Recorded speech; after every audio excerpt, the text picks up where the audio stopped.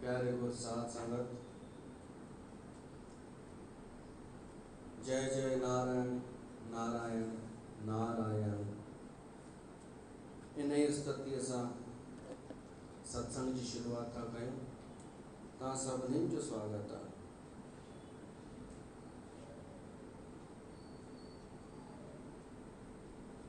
देवर्षि नारद विरचित भक्ति सूत्र तहते सत्संग शुरू थियो आहे। अज 42 नंबर सत्संग, माना 42 ॾींहनि खां लगातार ही क्रम शुरू कयो आहे। देवर्षि नारद भक्ति सूत्र ते सिंधीअ में सत्संग, ये 84 सूत्र भक्ति जी व्याख्या सां भरियल आहिनि। उन सत्संग में एक दफ़ो वरी गॾु थिया आहियूं। अॼु 67 नंबर श्लोक ईंदो। 67 नंबर श्लोक आहे, भक्ता एकांतिनो मुख्या।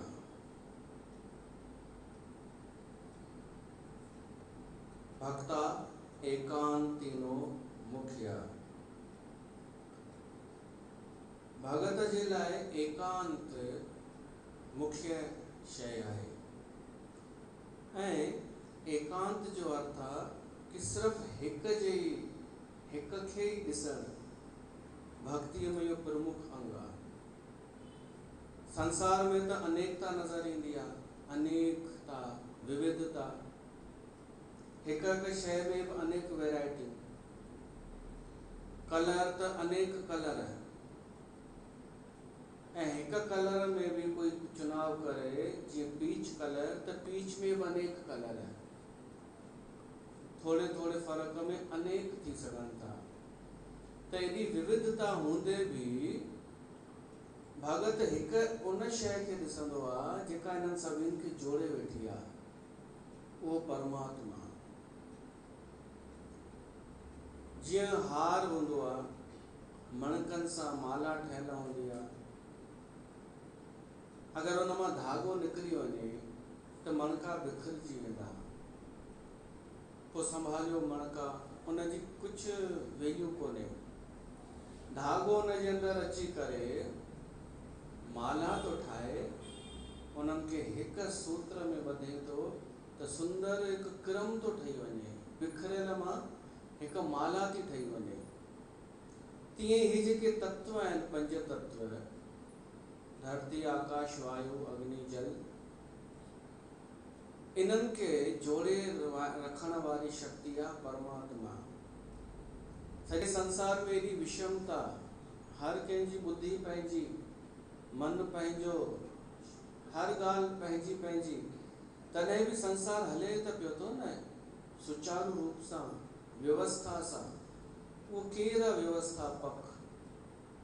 भगत जो ध्यानु होॾां हूंदो आहे, उन हिक खे पकड़े वरितो, सगल समगरी तुम्हारी सूत्रधारी, तुम ते होए सो आज्ञाकारी। ही जेका सॼी सामग्री आहे, सगल समगरी, उन परमात्मा पंहिंजे सूत्र में ॿधी रखी आहे। बस एतिरो फ़र्क़ु आहे। भगत जे जीवन में शांति, आनंद, उत्साह, उल्लास, प्रेम इहो हूंदो आहे त कारण इहो ई कि उन हिक खे ॾिसी वरितो, जंहिंमें सभु पिरोयल आहिनि। ऐं जेको भगत कान्हे, अभगत आहे ऐं संसारी आहे, उहो उलझल, उहो बेचैन, उहो परेशान, उहो डिफिकल्ट, उन जे अॻियां ॾाढा रस्ता, ॾाढा चुनाव, छा कयां छा न कयां, छो त हुन हिक खे कोन ॾिठो आहे अञा। हू ॿाहिरि पियो थो, मणकनि खे पियो थो ॾिसे, पोइ त हुनजो जीवन उन में हलियो वेंदो, मणका ॾिसण में। भगत जे लाइ हिकु ई मुख्य आहे, हिकु ई परमात्मा। ऐं एकांत, इन जो अर्थ आहे एकांत बि हुनखे प्रिय आहे भगत खे, छो त जंहिं हुन हिक खे ॾिसी वरितो वो चुपचाप हली वेंदो वापसि। वो भीड़ में, संसार में कोन एंजॉय वठणु चाहींदो। भीड़ में त केवल शोर हूंदो आहे, एकांत में हूंदो आहे सभु कुझु। भीड़ में मेला, मेले में अकेला, भीड़ में अकेला, अकेले में मेला। तव्हां पहिरीं हा हा पिया चओ, भीड़ में अकेला, अकेले में मेला। तो भगत खे एकांत, पंहिंजे अकेले में, पंहिंजो पाण मां हू प्रसन्न हूंदो आहे, आनंदित हूंदो आहे।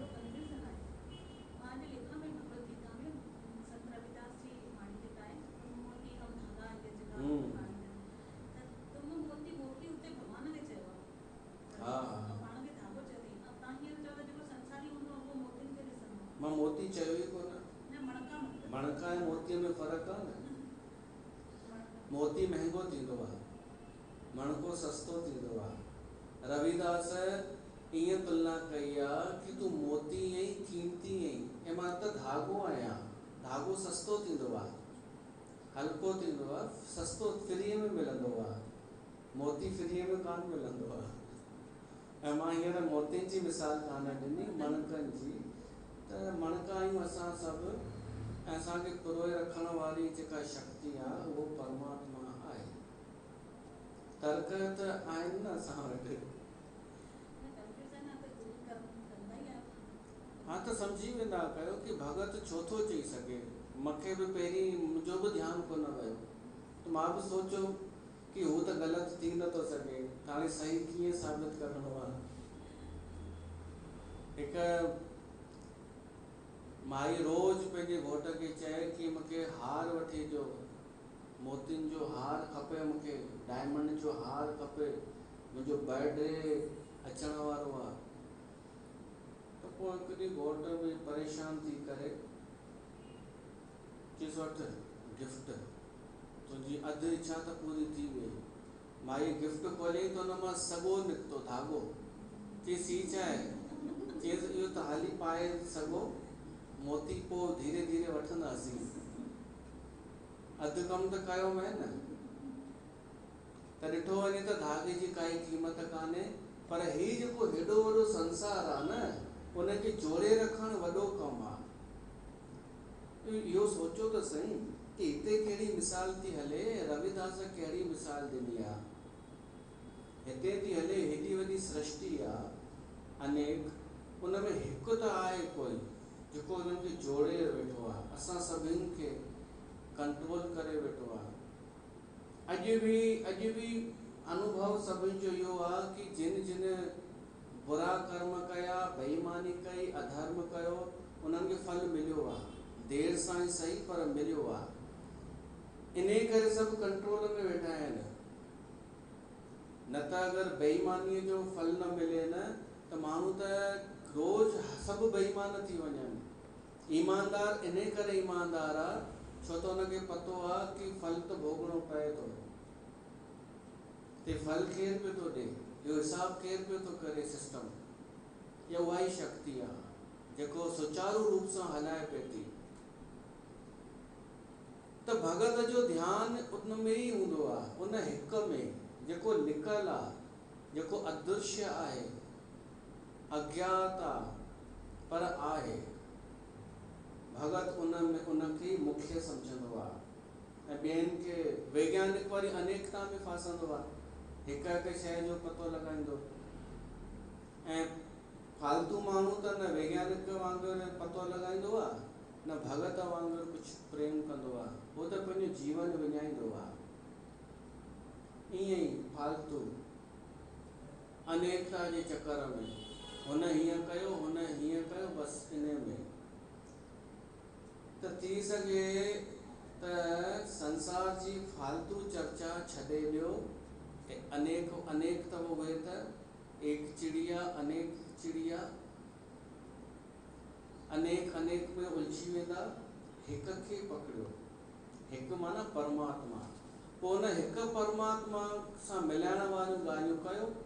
जेतिरा संत मिलनि, जेतिरा सत्संग मिलनि, हुजणु खपनि हुन सां जोड़ण वारा, पर उहो लक्ष्य हुजे हिकिड़ो ई, उहो हिकु ओंकार, जंहिंखे गुरु नानक चयो आहे, हिकु ओंकार, बसि उहो हिकिड़ो ई आहे, उनजो ई सॼो पसारो आहे, ओंकार। त भगत सोचींदो आहे उहो अगरि हर हंधि आहे त मुंहिंजे हृदय में बि आहे, त मां जिते पंहिंजे एकांत में वेठो आहियां उते बि आहे, त मां छो भिटका, मां उते ई उन सां ई छो न ॻाल्हायां। पोइ भगत उन सां ॻाल्हाईंदो बि आहे ऐं महसूस भी कंदो आहे, ऐं पोइ धीरे धीरे उनखे आनंद भी ईंदो आहे कि वाकई उहो मूंसां गॾु आहे।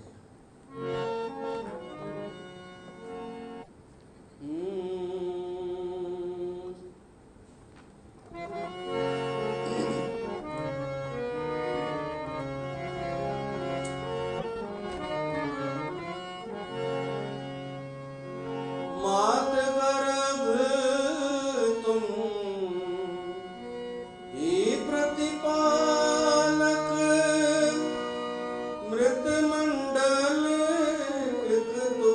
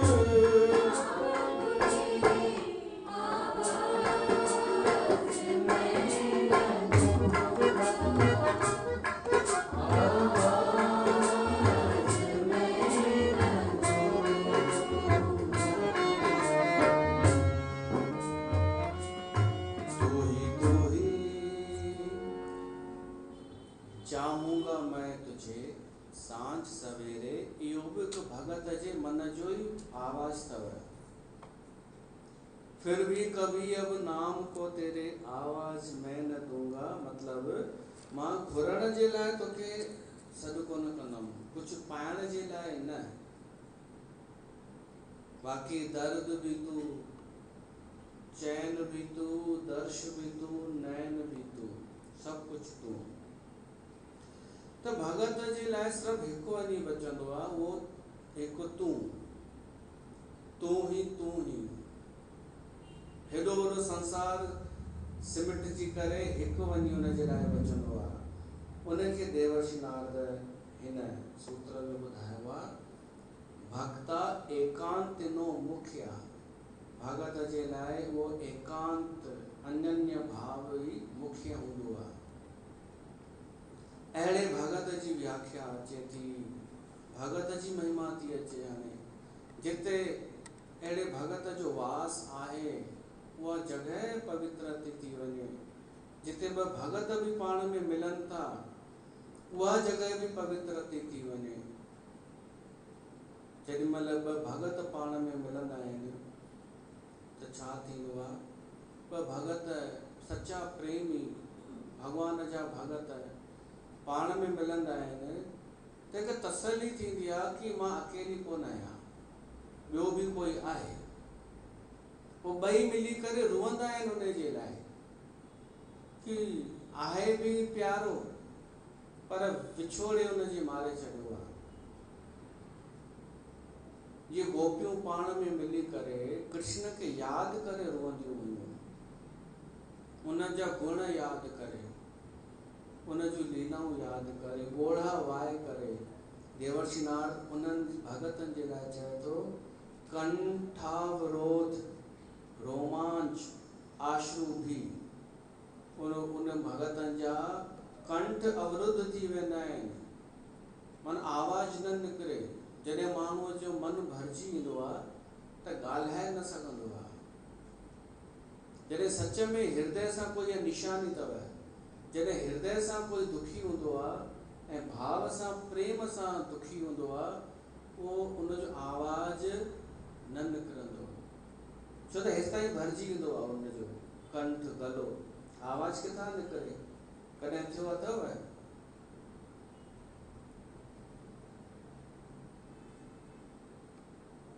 या तव्हां सां ईअं थींदो अथव कि रुओ बि पिया था, ॻाल्हायो बि पिया था? कीअं न थींदो आहे? आवाज़ न निकिरंदो न। या निशानी अथव।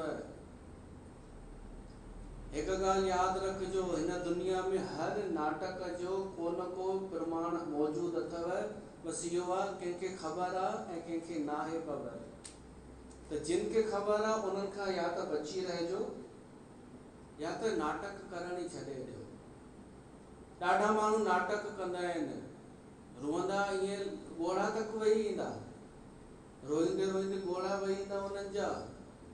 तव्हां चवंदा वीचारीअ सां अन्याय आहे, पर गॾोगॾु ॻाल्हाईंदी बि वेंदी आहे कि मूंसां छा अन्याय थियो आहे, इहो बि ॿुधाईंदी वेंदी आहे। त इहे पॉसिबल आहे छा कि वञे ॿुधाईंदी, स्पष्ट अखर सम्झ में बि अचे उनजो, ॿुधाईंदी वञे, रोए बि, ॻोढ़ा बि था निकिरनि ऐं बिल्कुलु स्पष्ट पियो थो आवाज़ अचे उनजो, त अॼु सम्झी वठो उहो उनजो नकली आहे या त अहिड़ो भीतर मां कोन पियो थो अचे उहो दर्द। असली त जॾहिं हूंदो आहे न प्रेम या भाव आवेश, उनमें कंठ अवरुद्ध थी वेंदो आहे, हेसि ताईं भरिजी वेंदो आहे। कंठ खे उहो ब्रेक लॻाए छॾींदो आहे, उहो रुअणु, हृदय भरिजी अचणु, ॻाल्हाए न सघंदो। देवर्षि नारद चए थो, भगतनि जी अवस्था ईअं थी वेंदी आहे जॾहिं पाण में मिलनि त कंठावरोध रोमांचित ऐं रोमांचाश्रु भी, अखियुनि मां अश्रू वहण लॻंदा आहिनि, ॻाल्हाए न सघंदा आहिनि, ॻोढ़ा वेही वेंदा आहिनि। ॾिसो, भगत संसारी जे अॻियां कोन रुअंदो अथव, यादि रखिजो। भगत या संत आम माण्हू जे अॻियां रुअंदो कोन्हे, पर संत सां मिली रोई सघे थो। भगत जे अॻियां रुअंदो आहे, जी भर के रुअंदो आहे, छो त हुनखे सम्झ मिली वेंदो आहे पाण जहिड़ो हिकिड़ो पागल ई सम्झो हलो कि मूं जहिड़ो मिली वियो मूंखे सम्झण वारो, मुंहिंजी कैटेगरीअ जो, हो बि रुअंदो आहे। कि जॾहिं भगत पाण में भॻवान जे लाइ रुअंदा आहिनि, उहा जॻह पवित्र थी वेंदी आहे, उहा जॻह, उहो स्थान पवित्र आहे, छो त हुन जे हृदय में परमात्मा वेठो आहे। परस्पर लपमाना पावयंती कुलानी पृथ्वीं च, न केवल पृथ्वी बल्कि उनजो कुल पवित्र थी वेंदो आहे। कंहिंजे खानदान में हिकिड़ो भी भगत पैदा थिए न, तो सॼो खानदान पवित्र थी वेंदो आहे। छो त खानदान दूर जो भी को ॿुधाईंदो आहे कि मां हुनजो माइट आहियां। हिकिड़ो भगत पैदा त थियण ॾियो, अलाए किथां किथां हुनजा रिश्तेदार पैदा थी वेंदा आहिनि। भगत जी महिमा प्रकट थियण ॾियो।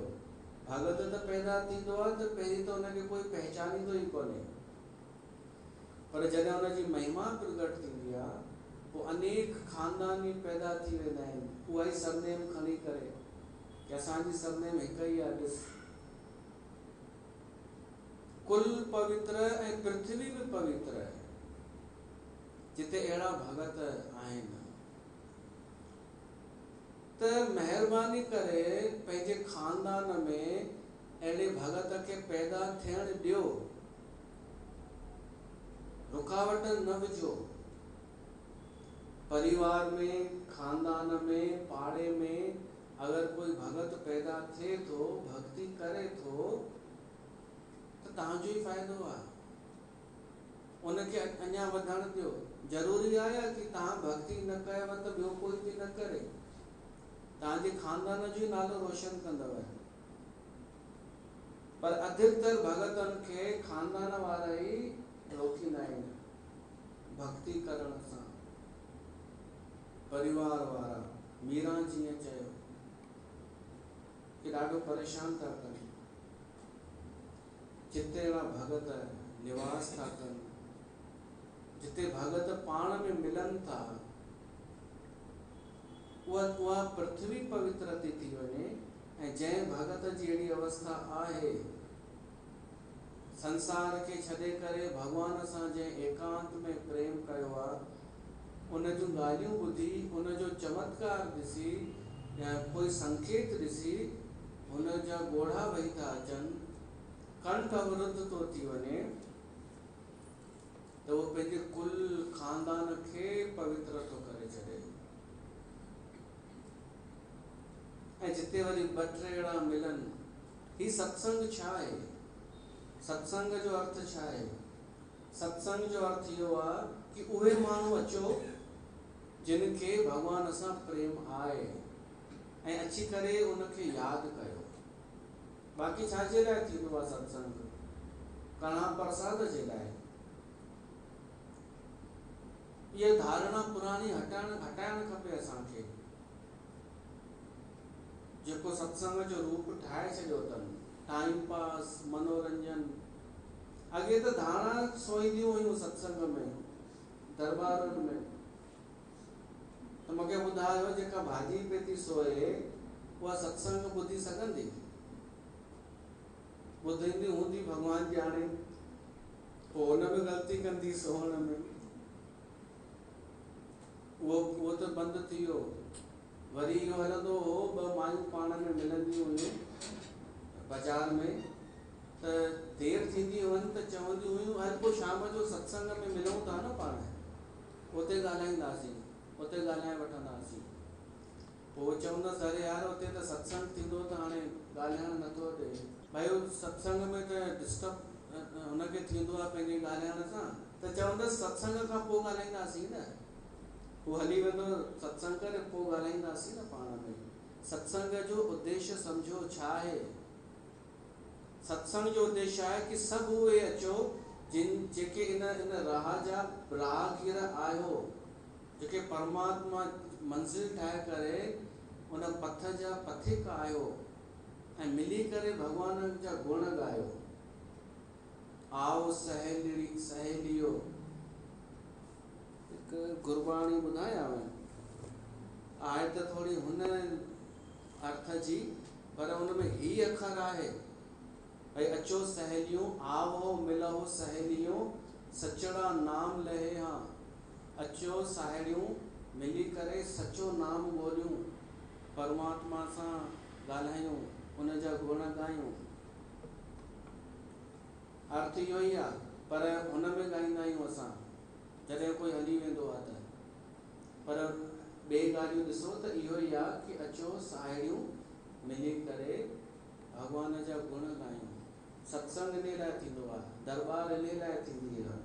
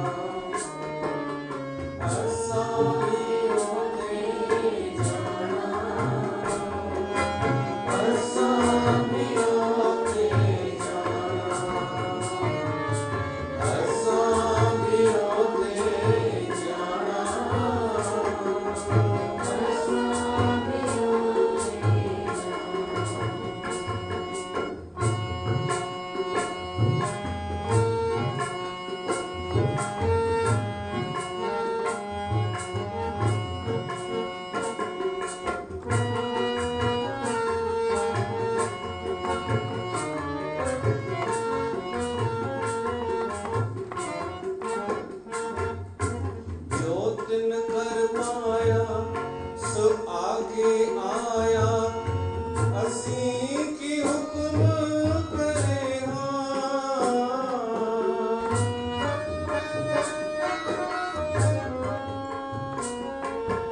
आवहो मिलहो सहेलियों सचड़ा नाम लए सचड़ा नाम लए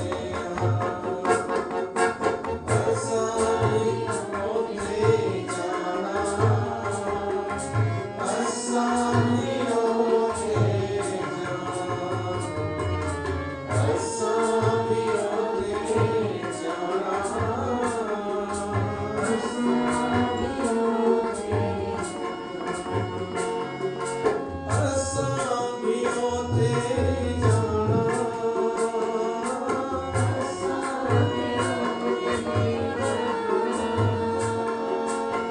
असाई ओथे जाना असाई ओथे जाना असाई ओथे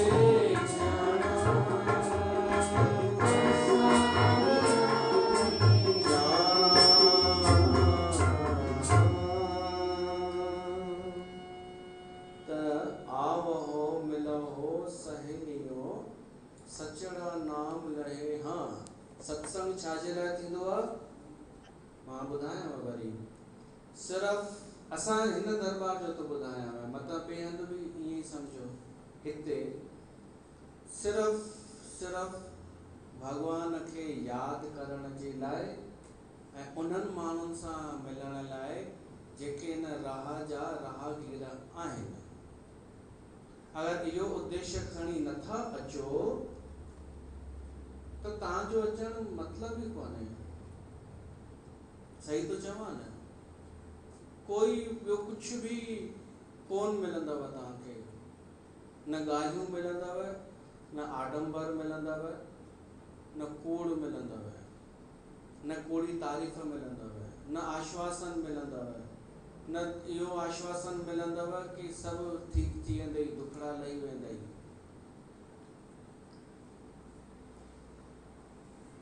त सत्संग छाजे लाइ थींदो आहे मां तो ॿुधायांव परमात्मा खे पाइण जे लाइ उनखे यादि करण जे लाइ हा अज्ञात में झोंप ॾियण लाइ संसार अज्ञात त कान्हे असांजे लाइ संसार ज्ञात आहे अखियुनि इंद्रियुनि जो विषय आहे संसार नज़र भी अचे तो अनुभव भी थिए तो पर जेको नज़र नथो अचे अनुभव में भी नथो महसूस नथो थिए उन सां मिलण जे लाइ थोड़ी घड़ियूं जेके आहिनि न उन लाइ कढो इहे पंहिंजे लाइ कढो खाली थियण जे लाइ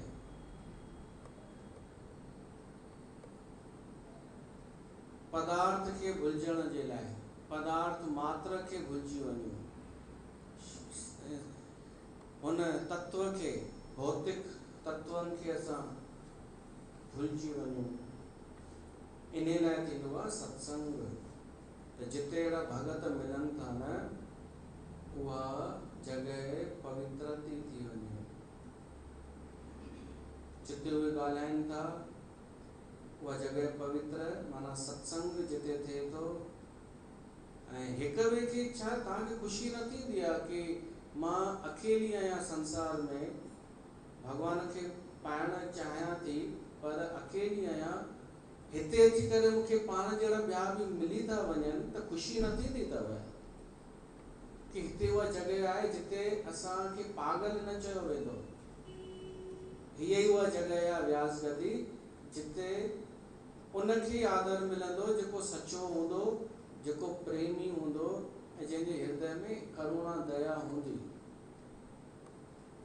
अगर यह अवस्था नथी अचे त तव्हांजे लाइ मार्केट ऐं बाज़ार में कोई फ़र्क़ु कान्हे तव्हांजे लाइ बाज़ार बि घुमण लाइ आहे सत्संग बि घुमण जे लाइ आहे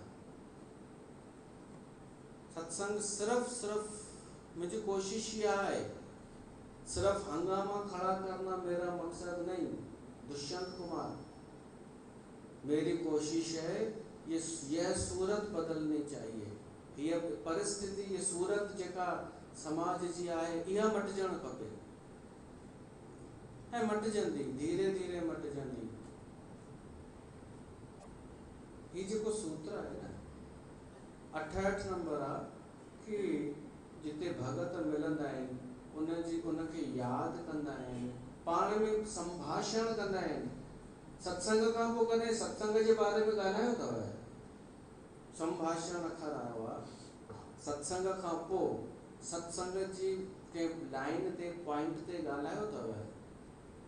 हाणे ॻाल्हाइजो। अरे रेखा कैसी है तू, इहो छॾे करे सत्संग जे बारे में तूं किथे पहुती है। ॾिसो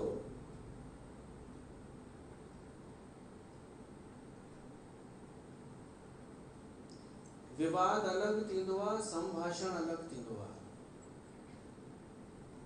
विवाद में त ॿई अलॻि अलॻि ॻाल्हाईंदा आहिनि ऐं पंहिंजो पाण खे सही साबित करण जी कोशिश कंदा आहिनि। संभाषण में हिकु ई भाषण हूंदो आहे ॿिन्ही जो, संभाषण। ॿई हिकु ई ॻाल्हि कंदा आहिनि ऐं जॾहिं ॿई ॼणा हिकु ई ॻाल्हि करण वारा मिलनि पाण में त प्रेम कोन प्रकट थींदो ऐं ॻोढ़ा कोन वही ईंदा। हिक ॿिए खे सम्झण वारा ऐं ॿई हिक ॿिए खे सहारो ॾियण वारा। जेसि ताईं हू मिले परमात्मा तेसि ताईं हिक ॿिए खे त सहारो ॾियूं। पोइ भली मंदरु न हुजे न, उहो भली कंहिंजो घर छो न हुजे, बस साहेड़ियूं अगरि प्रेम में भरिजी भगवान जे बारे में ॻाल्हाइनि थियूं त उहा जॻह बि पवित्र आहे। त हिते सत्संग खे विराम था ॾियूं।